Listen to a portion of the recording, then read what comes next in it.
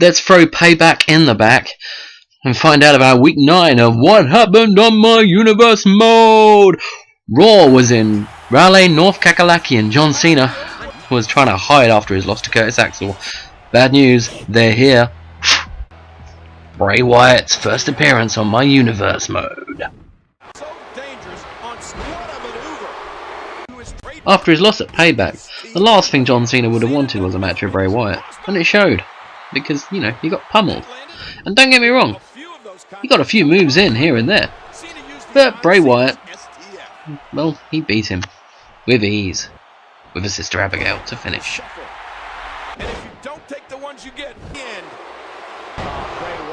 With the win in the bag, Bray Wyatt must be looking for more victories in the future. John Cena's conqueror from Payback, Curtis Axel, was up next against Jack Swagger, and Axelmania ran wild once again.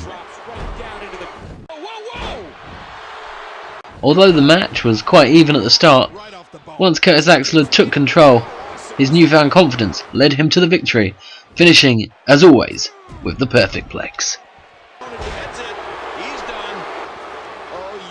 And if you're wondering about the weird cut here, it's because there was a replay after the 1 count for some reason. Next up, Divas Action! Divas champion Brie Bella took on AJ Lee in an Extreme Rules rematch. Now these girls have been going at it tooth and nail for the last 2 months, but tonight AJ was having none of it. Pissed off at losing the Divas title in a tables match the night before, she got a little bit of revenge putting Brie through a table there, and then got the win with the Shining Wizard. The only thing we could think of to follow that Extreme Rules match was another Extreme Rules match between Roman Reigns and Randy Orton, and the action quickly went to the outside as Roman threw Randy out. Now all weapons are legal in this match, but the two decided to focus mainly on the steel steps. One Superman punched on the outside later, and then Roman Reigns decided to try and give Randy brain damage. Back in the ring, Randy Orton took control, hitting an Olympic slam in the process. Roman Reigns managed another Superman punch and then a spear, and he was victorious. Here is your winner. In the main event, Sheamus was making his first appearance in a while, but he was attacked on the ramp by Brock Lesnar. Brock then went on and destroyed him. Literally, like throwed him about a bit, hitting triple power bombs and all that, doing the whole Brock Lesnar thing, you know, like he always does. As he went for the F5 though, Sheamus shook out of it and hit a DDT. In a shock twist, Sheamus then took advantage with a few power moves, but as he gained respite on the outside, Brock would take the turnbuckle pad off and throw Sheamus into it. He'd hit an STO and then pin him for a 2 count. Sorry Brock, try harder. He would. 3 German suplexes and an F5. To be precise, that would keep Sheamus down, but Brock was worried. So, he beat him down after the match, just to be safe. Main event was in WCW country, Atlanta, Georgia, and we began with CM Punk and Lex Luger, 2 of Chicago's finest, taking on the New Horsemen in a tag match. So, how would this new tandem of Luger and Punk do against the veteran team of Orndorff and Anderson? Quite well actually. They managed to keep the advantage for most of the match, up until the hot tag to Arn Anderson.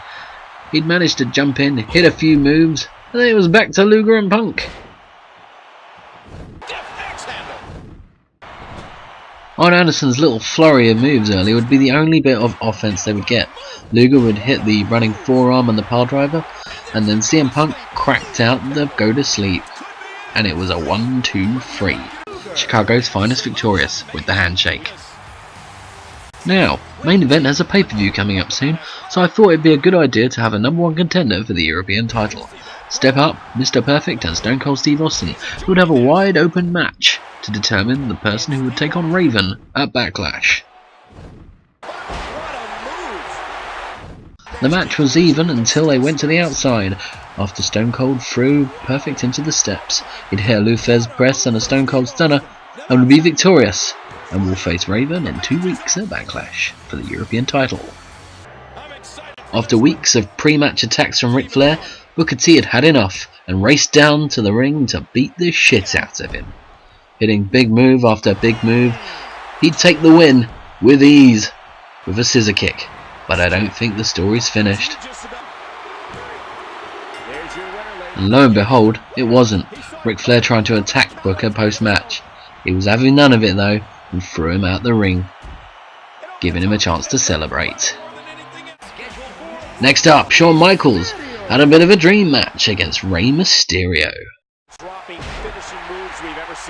The match started open with both men hitting big moves, but when Shawn Michaels did get the advantage, Batista's music started playing and it distracted him, giving Rey Mysterio a chance to take over. And that's exactly what Rey Mysterio did, take control, not giving Shawn Michaels a chance. He did, however, give Shawn Michaels a little chance. He'd hit a switch in music and take the win. He was knackered afterwards, as you can tell. In main event time, Triple H took on Chris Jericho once again, and they brawled on the outside. Unfortunately, brawling on the outside won't help you win this match, as it's a submission match, although spearing someone through the barricade will probably hurt their back and not hurt your chances. Back in the ring, Chris Jericho snapped on a Walls of Jericho. Triple H didn't tap. He'd then snap on a Lion Tamer. Again, Triple H didn't tap. He'd then get control and take advantage of the hurt back by making Jericho tap with this hold, standing tall at the end of the main event. Now the future was in Chicago again, and we had the next quarterfinal of the NXT title tournament as DDP took on William Regal. Now, not quite the classic of last week's quarterfinal. This one weren't too bad though. Power move after massive move, a big power bomb and a big suplex. The match was ended with a knee to the head from William Regal as he advances to the semi-finals. Now Titus O'Neil has spent the last 2 weeks attacking Trevor from Grand Theft Auto. Now he's got to take on Captain America. O'Neil would have the early advantage, but soon Captain America would hit an American suplex, an American gut-wrench suplex. When Titus O'Neil hit a Clash of the Titans for a 2 count, well, we thought Captain America stood a chance here. Hitting a couple more big moves, he'd then fall into another Clash of the Titans and lose. He must think he can beat anyone these days. We got this fucking cutscene again as Corey Graves attacked Tim Vicer on the ramp. He'd attack his leg with a dragon screw and a chop block before Tim Vicer managed to get a bit more of an upper hand, including that electric chair drop. Once Corey Graves threw him back in the ring, he'd hit his crazy submission move and make him tap. Post-match, Corey Graves beat down Vicer, but now it's time for something you haven't heard in a while. Oh, never here! It's Rusev, of course, and he didn't have to wait long for his opponent as Kevin Steen ran down and started beating on him early because he was pissed off. Rusev didn't want a piece of this and walked out, but Kevin Steen followed him and hit a package piledriver on the concrete. Ouch. He then hit his big moves, and then another package piledriver in the middle of the ring for the win, and I didn't record the pin. Main event time, and Fit Finlay teamed this time with Bam Bigalow to take on Hideo Itami and Finn Balor. But not all was well in the home team camp, as Bam Bam was told to get out the ring at the start by Finlay.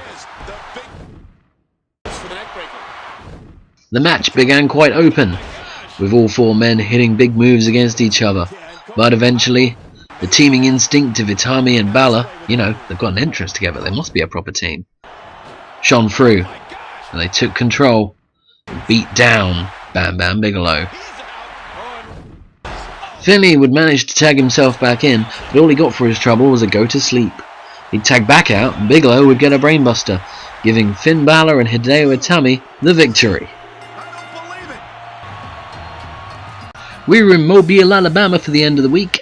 For Smackdown, Justin Gabriel took on Jimmy Uso, and ignore the fact that it says Tag Team Champions there, I had to re-record the intro.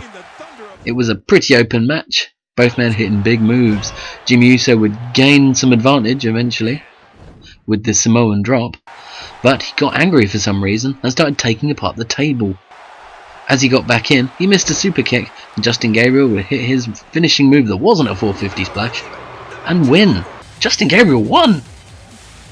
And Mark Henry wanted to get some of his heat back after losing the world title to Alberto Del Rio the other night, so Miz became designated jobber as Justin Gabriel got a victory, and Mark Henry, well, he just played around with his food.